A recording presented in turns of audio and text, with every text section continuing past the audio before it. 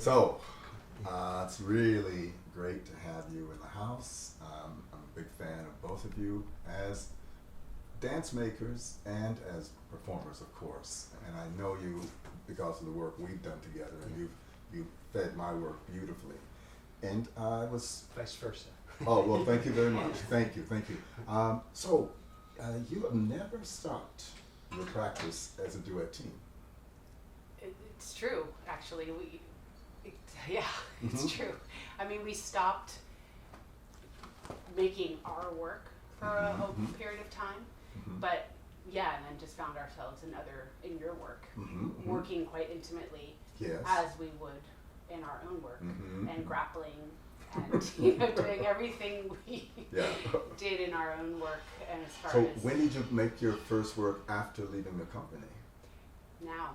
No, really? Yeah. Oh. You kind of threw we were headed, I think, away, and you forced us to face each other, I think. Interesting. Yeah, it's really, probably at the moment where we would have parted from collaboration. Well, Then that's actually Eric Montez. Something happened, and he was in Mexico, and we had to do Blauvelt Mountain in Santa Fe, and Janet asked Jen to learn it that's how it happened. in a week. Because you were doing it with Eric. With Eric, yeah. And so then Jen performed Blauvelt for the first time at like 6,000 feet. and we were hanging on for dear life in that performance, and that was Santa Fe was an intense time. Yeah. Well, let's move back to you two, because you develop these kind of romantic notions. If you have a great partnership, it is inevitable, and it will rise above interpersonal decisions that might change in one's life, because to find the partner who really suits you is so rare that artists automatically treat it as a sacred thing. See, this is my romance about your working relation, right? And the first time I ever saw you two, you know what? The first time I ever saw either one of you was in David Dorfman's work. I think it was The Kitchen, wasn't it? It was at Sea Level, and you were there. You applauded, and you stood up, and you stayed applauding. I remember. Yes. I was very moved. Yeah. I was very moved because what I had seen, there was something accomplished, extremely brave, and what's the word? Soulful. So. That's when we were trying, and we were taking each other on at Sea Level, and David gave us sort of free rein to. I remember, like, I cannot do some things. But I did them in that performance. It's funny how it worked. I mean, I don't know what happened the next day was stuff, but there was something about embodying or inhabiting or Having each other. And even making fun of the other or some element of mischief that was in it. When our first dance that we ever did was back to back. It was in that contact improvisation. We were joined sacrums, and everybody else was exploring, and for whatever reason we just like electrified the nerves in the sacrum. So we were like there was a sense of like tuning into patterns and noticing when we were disrupting patterns and loving that, loving the surprise and the mutual kind of acknowledgement or recognition of it. It was a recognition. So that was ground zero of your work, right? Yeah, that was it. What do you think we have? What should we know about this duet right now? What should we know about it? Well, I think it's very much a history of our relationship, I suppose, our dancing relationship, and. It was really deciding to come back in the studio together to make the duet was, well, one, we wanted to be performing. We had both left your company, and we were just like, what are we doing? And we thought, I think we can work together. without killing each other. And I think we can do it, and I think we have something that we want to talk about together in the studio. You know, I think that the work still grapples with our patterns, and also with how we accommodate each other, but then don't accommodate each other. And you know, when we first started dancing together, we were like, "You're amazing, you're amazing, you're amazing. Well, I want to be you." And then it started to be like a little more judgmental. Well, why are you doing that? Oh. Well, really? Well, what do you mean? Why am I doing this? Well, what are you doing? You know, and it became this like way to not constructively help each other. But I feel like when we then we grew from that. We were able to become a little more constructive, and we tend to work it out while we're dancing, which is we did that a lot in Blavel. Yes. But I mean, I think before I think what happened is we made our first evening, and there was a way that we were able to go into the muck and work through it. In your first work, before you came to the company. Before we came to the company, but then we stopped being good to each other. I think we didn't. We kind of stopped care about figuring it out or staying in it or sticking with it. Didn't for what. I mean, we could. Now, I feel like now when we're talking, I feel like because I want to weigh in, which I won't, about Arnie and I and myself, and then I'm thinking, well, wouldn't it be interesting to have a kind of a talk with other couples who have made successful careers? What's the name of the new work? Another Piece Apart. Another Piece Apart. You want to talk about the title? You don't have to, but you want to? I think we both have. Yeah, you go for it. Well, I think there's a you know, when we first came back into making the duet, we had to go through all our same patterns. Like, and when you say patterns, you mean ways of composing, ways of not being there for each other, getting mad. And I think we really wanted to start to shed these layers and get a little more closer to the truth of our connection. But also, we keep having this image, and this is going to be our biggest performance challenge, is like we wanted to think of that the whole piece is behind us in a screen porch. So like there's us on stage and we're working. And people are here watching, and it's really hard for us not to be affected by the audience. In other words, you're not performing for us. We're not, but we are. Yeah, but, you know, that the it's idea a big question that of this time, this generation. I think. how can we be there for each other? It's also the safety, like if you're on a deck and there's no screen or something. There's something about the coming into a kind of comfort, and then how you then speak from that like I'm thinking of a screen porch on a rainy day, and you're warm, and there's something about what comes out when you're in that quality. Oh, I see. Safety is not in the sense that if I don't watch my footing, I'm going to go flying through the screen and land out. No, more. No, not. It's the opposite. Safety. Yeah. It's a safe space. A safe space, but I think, you know, what's happened with I think we're finding is that we don't have to agree. You know, and it's that push with the agreeing and not agreeing, going further into, so that we can both come to a place that we're both satisfied. You know, so we're each getting to the heart of it in our very individual ways. And sometimes we're the same and we match up, but like trying to really be like, well, I'm here and you're here, but we're in unison. But I might not be you and you might not be me, and our timings might be different, but we're still riding this Writing what? Writing this relationship out. The relationship. And I think it's really about our relationship as people who love to dance and love to be in the studio together and love to make work together and love to, drive each other nuts.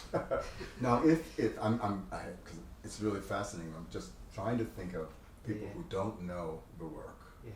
How would you describe? Because you both come from the same training. No. Okay. Yeah. However you want to answer this, Yeah. how do we understand? Let's assume that the audience is dance lovers, Yeah, yeah. but they maybe don't know your work. Yeah. How would they understand who you are as dancers? Who we are as dancers. Yeah. Well, that's what we're talking about, yeah, right? yeah, You yeah, like yeah. to dance, right? Yeah. Well, I know we both love to set up sometimes impossible challenges for ourselves. Could you give me an example? Yeah, well, so I'm thinking of how we started this, and I want to go back just about the safety. I don't know if I think it's about being quiet enough to see what is driving some of the unresolved drives, getting in touch with them, and being willing to try to work that with each other. Mm-hmm. So I had gone on a 3-month silent retreat, and I had just come off of that, and I was I remember that in about this time, about a month into it, just this real noticing this fear of judgment, constant fear of judgment that was just every time From where? it felt irrational, it felt primal. From others or from you? From others. Mm-hmm. Yeah. Or I remember part of the practice was in the afternoon I would look at this one leaf and wait and see. I wanted to see it fall, and so I'd spent an hour just standing looking at the leaf. And then there was a man that was cleaning up the leaves, and I just was terrified that I was in the man's way, and so there was this. I guess there was this.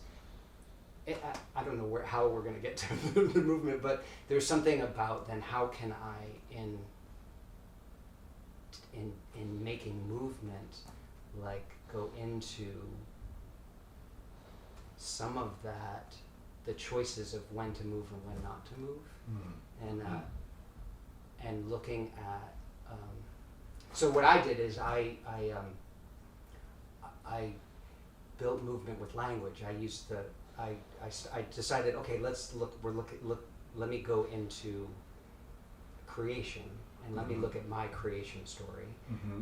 And so I took the book of Genesis and I started at chapter 2, and I built, and I went backwards from ashamed, not were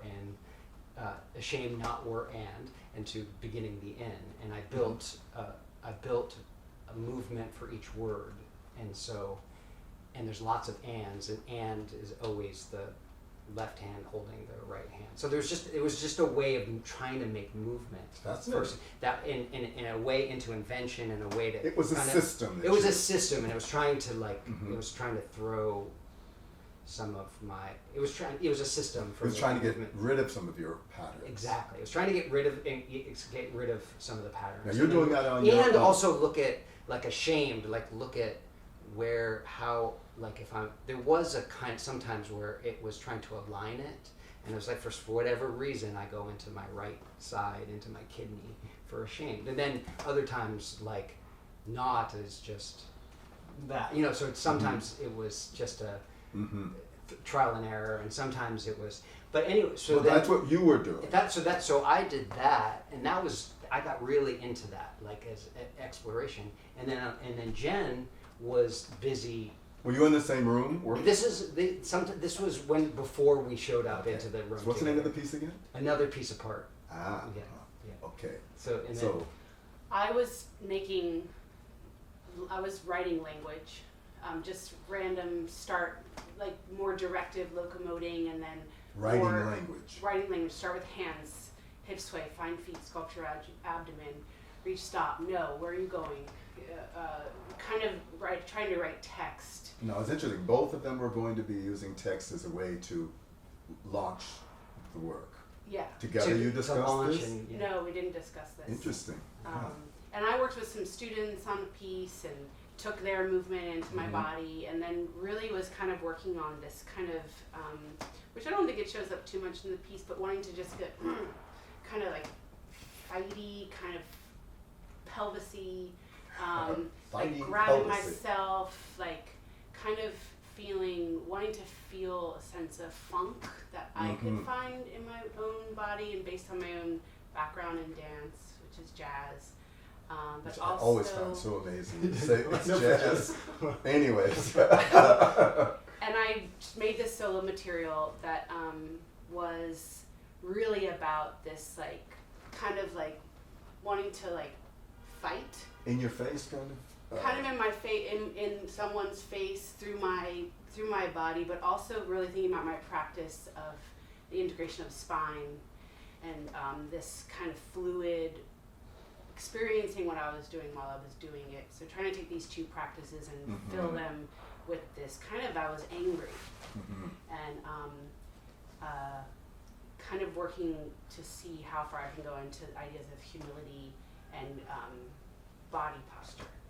So that's kind of where I was coming into the piece. I think it's fascinating that this is what you both brought into the room when you're with the work. You know, I'm going to be bringing something in. And then you had to see each other's work. Yeah. And then what happened? Well, we just, as we collided it together. And then it changed a lot. A lot of it changed. And we built this whole thing where, you know, we thought, we're not going to do anything. You know, we're going to shift.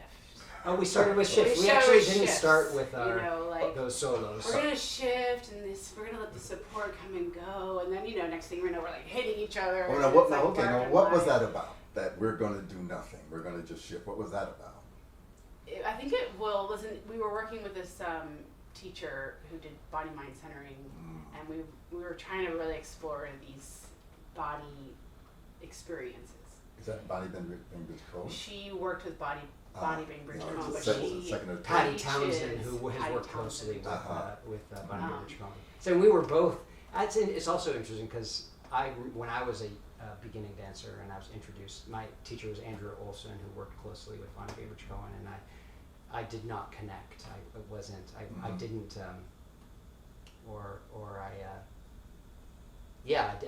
it didn't land for me. But now, years later, it was really, with this teacher, this way of slowing down and layers of, I think this is another part of another piece of part, is the layers of the body and dropping in to different systems. The layers of the body. Layers, I mean, maybe just layers. Literally, like skin, like this layer, viscera, muscle, what I'm wearing, like how we can hide, what we can hide behind, and this idea of,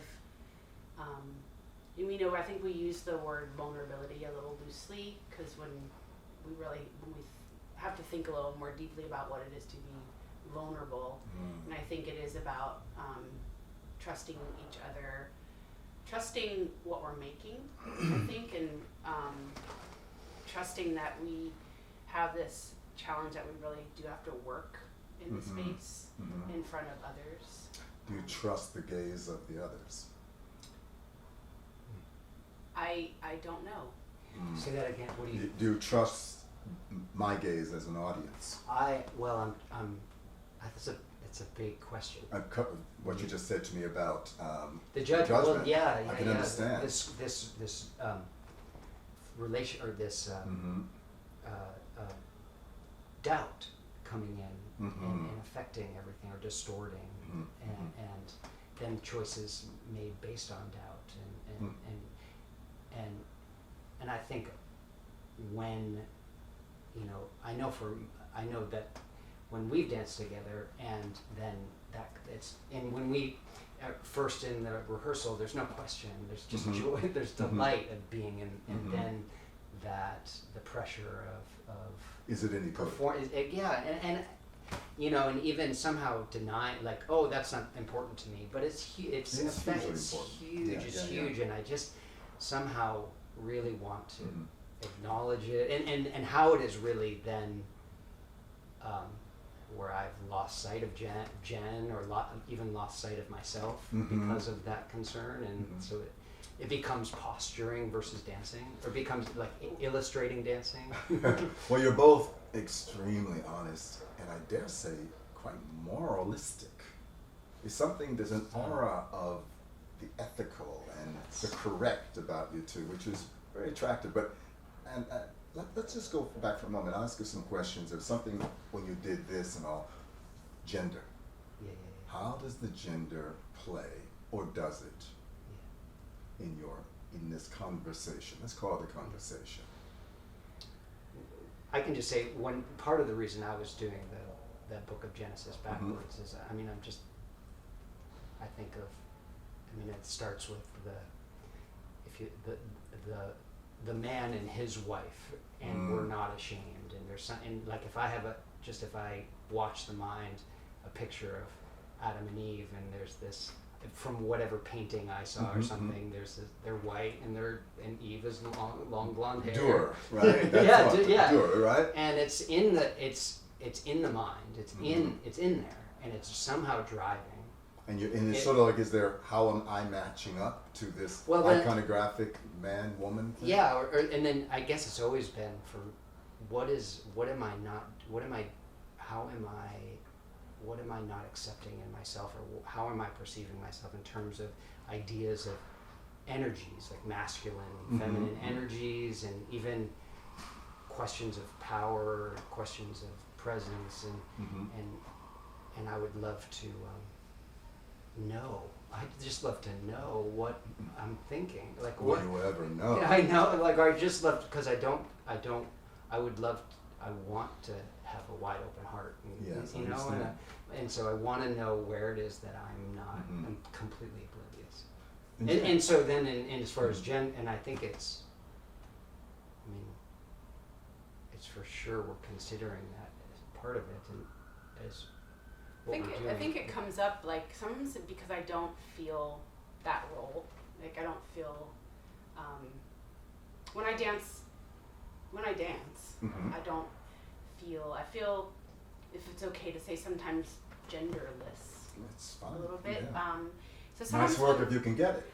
Right. You know? And I think I've always, I haven't worried so much about, if anything, I'm more worried, like, God, I wish I could be a little more feminine, you know? Like, I wish I could just have that, thing. But then I also... Allure or put on the role of, and sometimes when I do hear a lot of Paul's text in the piece, and there's occasionally, like, I think there was one day we were like, do I have the rib?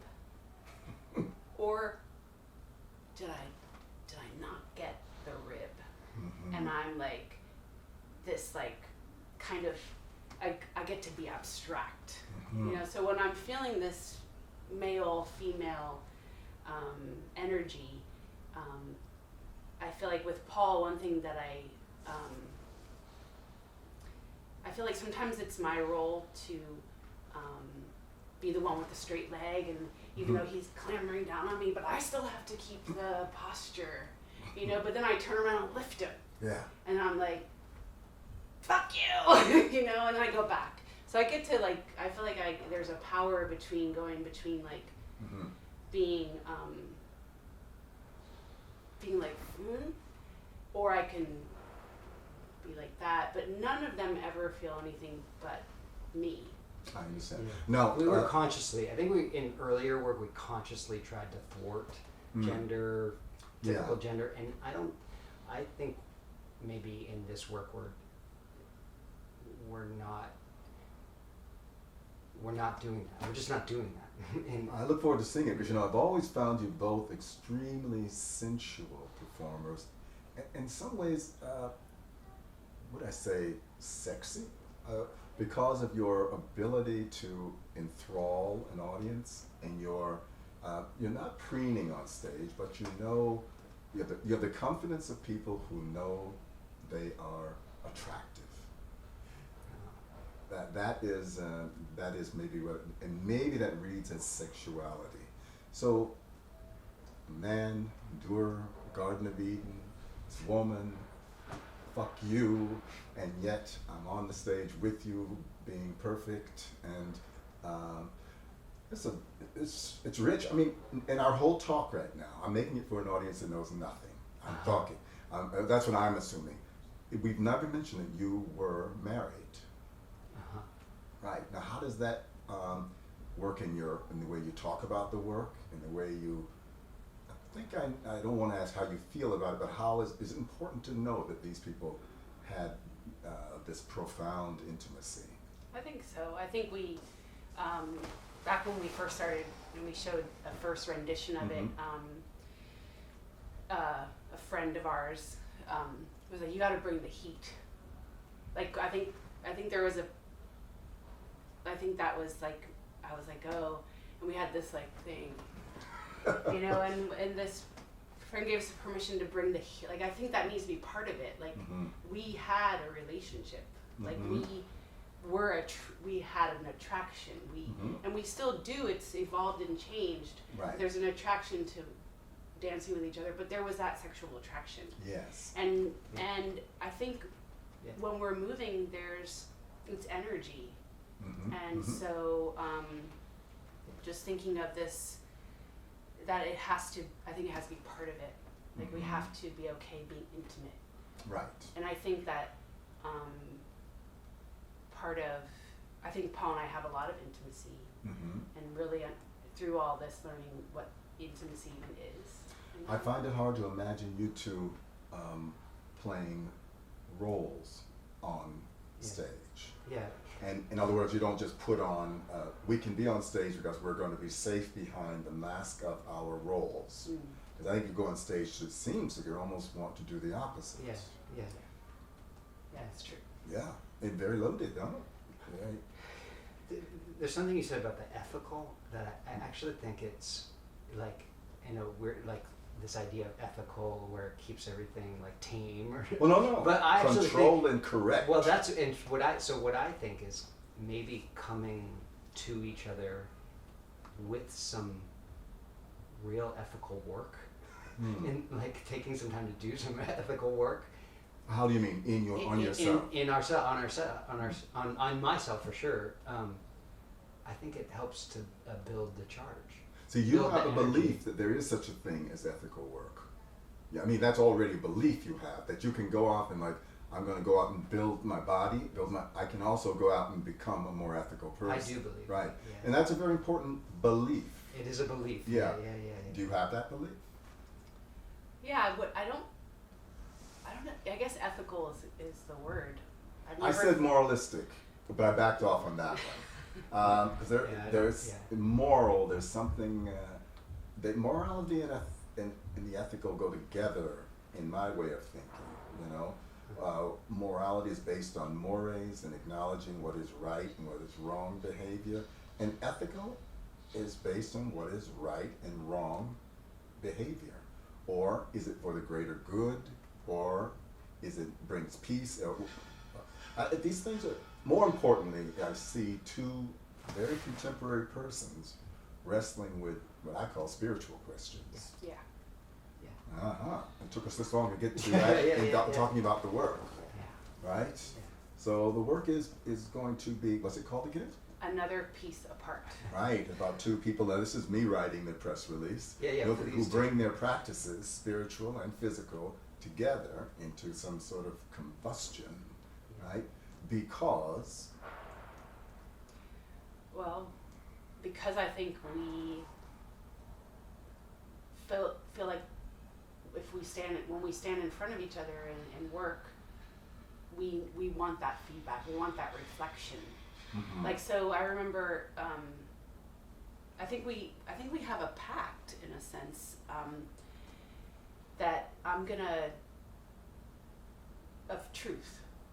Like, so I'm gonna, truth word, yes. Like, if you're gonna ask me about something, I'm gonna slowly tell you the truth.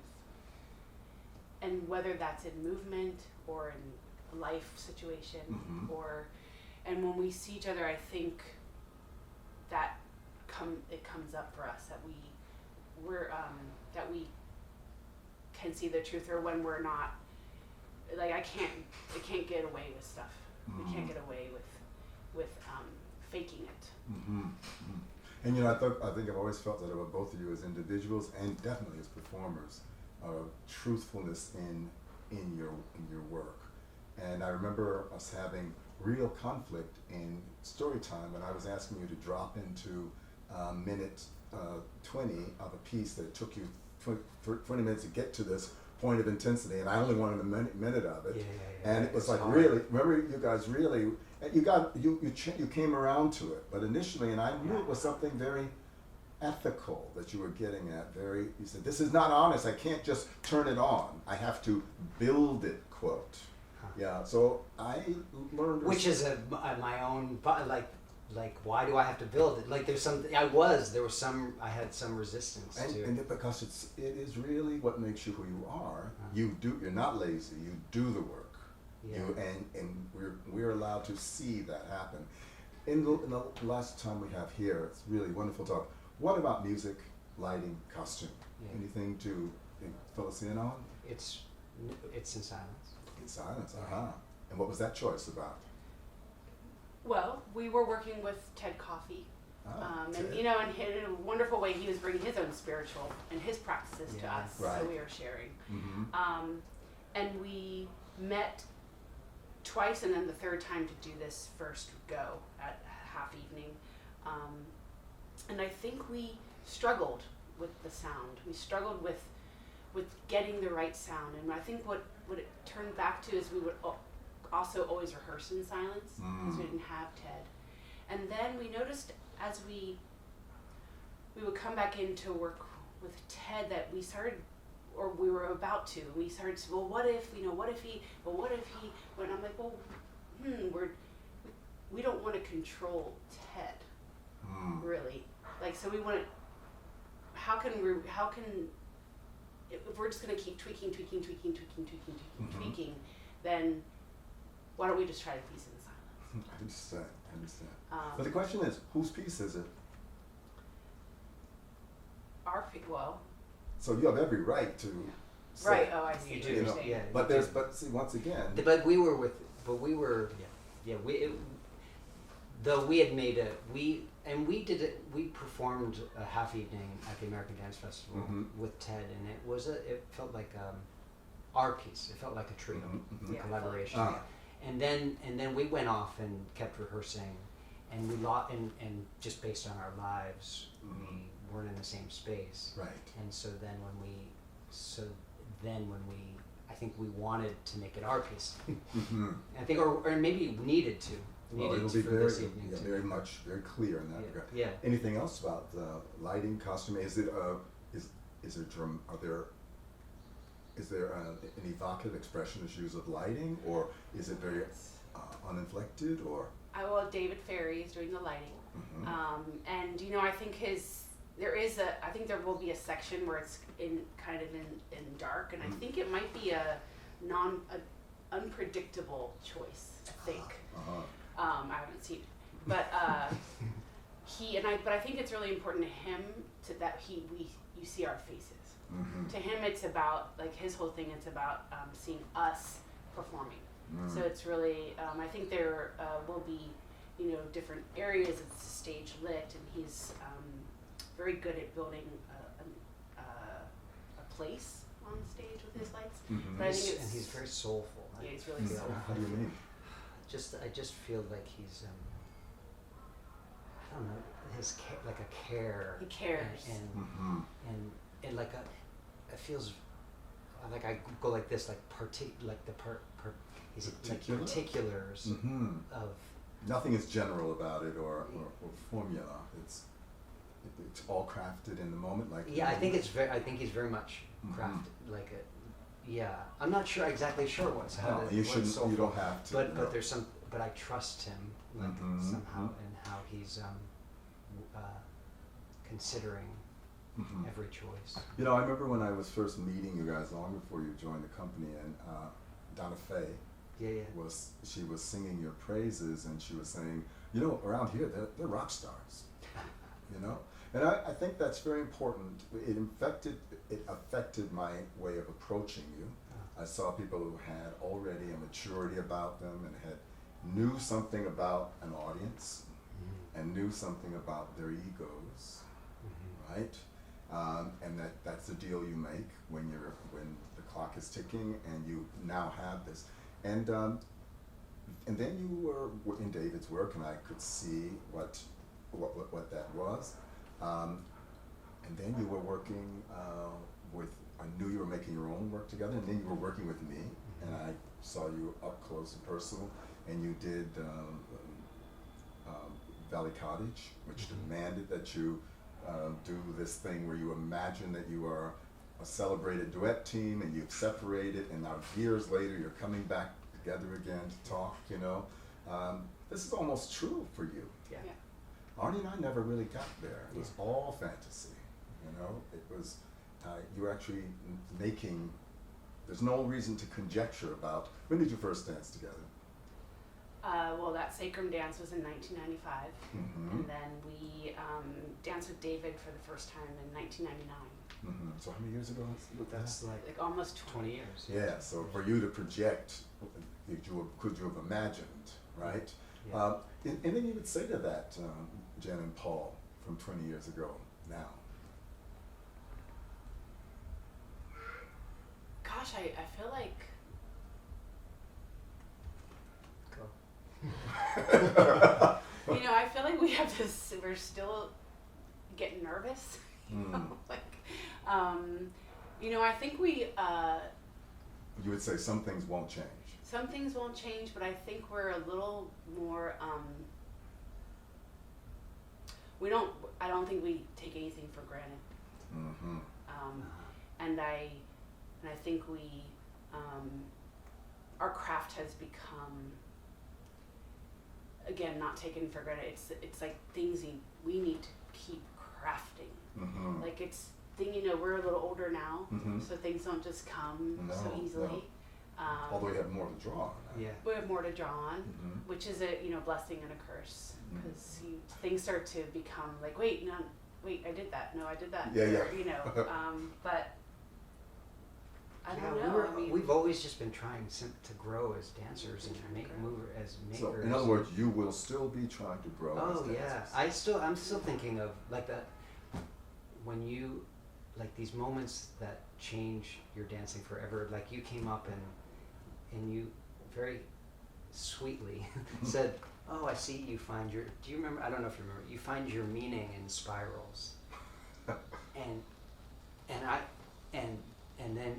then you said, and it can also be this, and you did that, and I did that. I followed you and I did it, and that wow. changed. That I learned I could teach after that. Like I could teach technique. But you never were on line dance. You never danced made a line. Well, and I think you were helping me. You were giving me an option, and I feel like that's what that Jen does.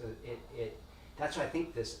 Another piece of part two is something about when you are able to separate pieces and reconfigure them. It changes everything. It changes your behavior forever. When you're able to separate pieces and reconfigure.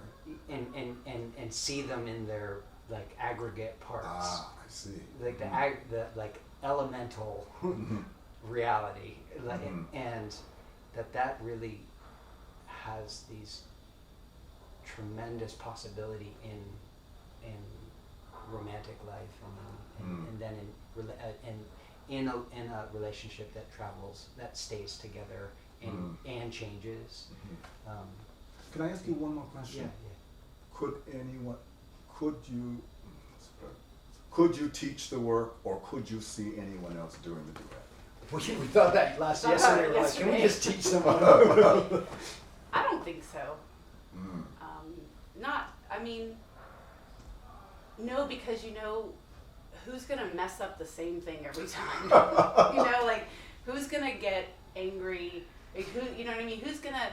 Because we do these things, we set up these situations, and we say, okay, this is how we're gonna do it. And then inside the situation, we're not doing it. And then we're like, why aren't you doing this? Like, who's gonna? But then you'd have two people you could tell them to do exactly what you want them to do. That's true. I think we would change the piece a lot. That's what you said. When I said that, you're like, oh, you imagine how much we would change it? And I thought, I didn't get that, because I wonder what it would be like to. See, I'm asking this only because I know that you've heard me probably say that one of the burdens that many of us in that generation right after Judson or what have you, the Grand Union, right after Judson, let's put it that way, we felt that we were expected to have more chops, that you can't, you're dancing your personalities. Yeah. You're dancing your personalities. Who else could do this work? And that was some sort of a test, because it was the whole paradigm was form. Choreographic form should be something that can add to the language of contemporary dance or dance, you know? So I think I'm understanding, I don't know, it's a trick question. I mean, so you're not formalist. No, I think we are, we take form very seriously. Like, no, it has to be, and then it has to be, and then we're here. And we learned that, you know, we rarely learned how to, we were moving, it's like, we learned this from Bill. The black belt, right? Yeah. It's very much important. You know, I mean, I think we're very formal people, and we love formality, but then we also, I really love transition. And where are we, and how did we get here? And it can change night after night?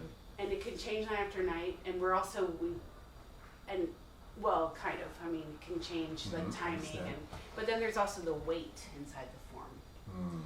And then the impossible task we've given ourselves to try to keep form, have weight, and do this other thing. So, but I think form is huge. I think we love thinking that we're, you know, and who knows if. Now you're both really accomplished teachers. So I was thinking, does that maybe satisfy this idea of seeing your idea? Well, I don't know if teaching is seeing your ideas in the body of another generation of people, maybe. But maybe that's why you don't really have to put it on other bodies, because you satisfy that part in teaching. Help me out here. How does teaching fit in your discipline? You're both teachers. Yeah.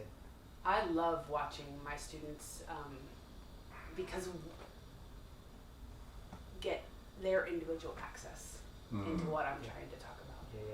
So, you know, and I can see when they're thinking and making choices while they're moving, and that is the hugest, or brings me a lot of joy, watching them think about what they're doing, not just, oh, it's here, then it's there, then it's there, but like, how'd you get there?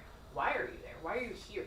And what does, you know, so I love watching my students have that experience in their movement. You know, as far as seeing the piece on other people, I didn't mean to shoot it down quickly.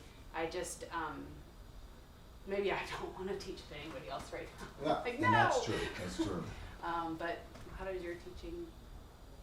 Well, I'm thinking of it in terms of, I mean, I know that I really wanted that to make work and then be able to put it on another Oh, body. you have wanted that. I have, for sure. And it's been semi-successful. And that there's some way that for whatever reason, it's not, it's connecting in a different way. So it's had to change in the transfer. It's had to change.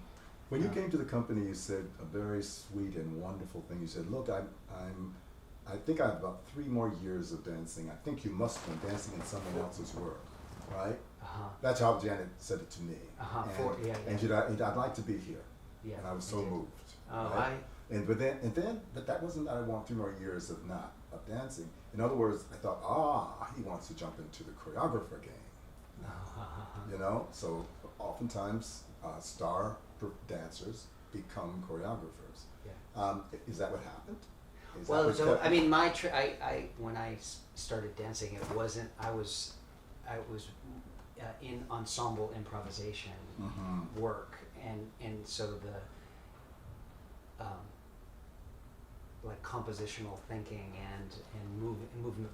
I'm thinking the first class I ever took was with Terry Creech, and where he had someone like move me around, and then I had to try to remember that. And so there was a, I mean, I guess that was a way of working, or like a way of generating movement that was also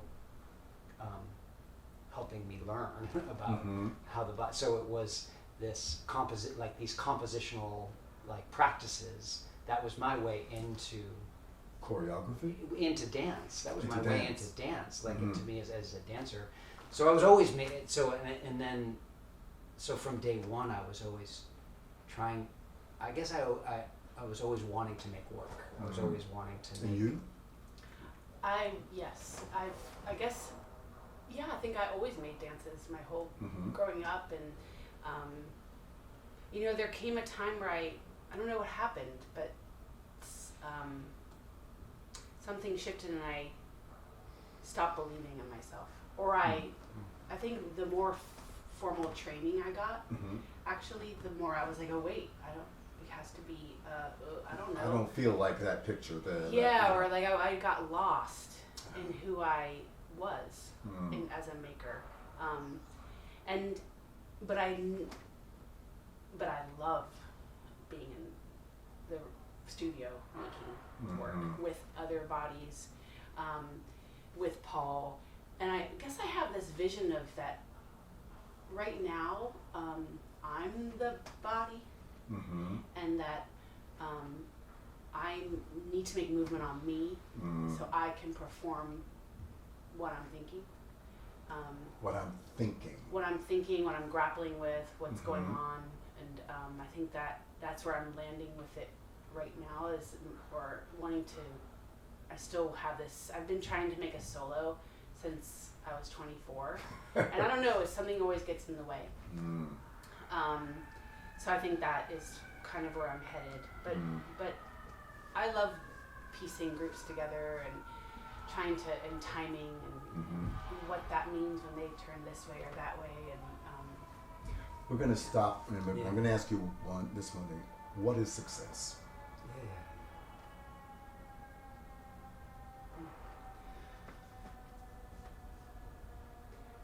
The word that just came to mind was something, realization. Something about, I want the work to realize itself in some way, so that it is no longer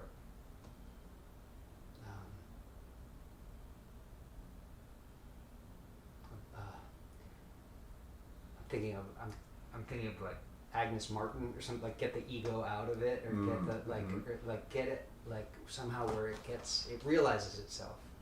It becomes a tree. It becomes a thing. Like I want that as a person. I guess I want there some way where I'm not, where I guess the word that I keep using or feeling is like a kind of, I don't want success. I want a kind of emergence. I want emergence, meaning where I don't quite know what I'm becoming or what I'm growing into, but I want there somehow to be a sense or where I'm in that process, where I'm allowing that to happen. That feels success. That feels good, like good work. Right. Like if you can kind of, not perfect, and you're negotiating, and it's lots of effort, adjustments, but if you're doing that to me that feels. Does it have anything to do with someone saying, "Oh, I was moved," or "Oh, I really enjoyed," or? I think. Yeah, it does. It all has to do with that. Approval. It does have to do with that. Or connection. What about you? I feel like it's this idea of emergence. I think success kind of pops up when you least expect it. Like, I'm right where I should be. This is exactly. I feel so good right now, and it could be like in a rehearsal, or it could be right after a class, or it could just be walking down the street. I think it's like staying in your practice, your belief system of your physical and how you engage with others. So that's why you're such a worker. Yeah, I think, and being in working, to me, when I'm working hard on something, or just in the working mode, I'm feeling that I'm meeting my calling, or I'm active. So being active feels successful. I used to say, or I do sometimes say, art making is participation in the world of ideas. Yeah. Allow me to participate, right? And I guess I would say that's when I'm allowed to participate. I guess with that comes certain who's listening, and then I feel successful. And I think maybe this beautiful term, emergence, right? And I see you emerging into the big conversation about this art form. And that's what I think is so victorious, that two persons like you are putting enough aside and enough on the table that you really want to get out there and you're going to weigh in. You know, Yeah. weighing in. This is my, and I say ideas, you know, it's very important, man. So we're going to take shelter in ideas, because the body and identity is so treacherous. Well, Agnes, you know, perfection only exists in the mind, she says. And she was crazy. Paul, Jen, thank you. Thank you so much. I learned so much, and I'm Oh, wow. inspired, you know.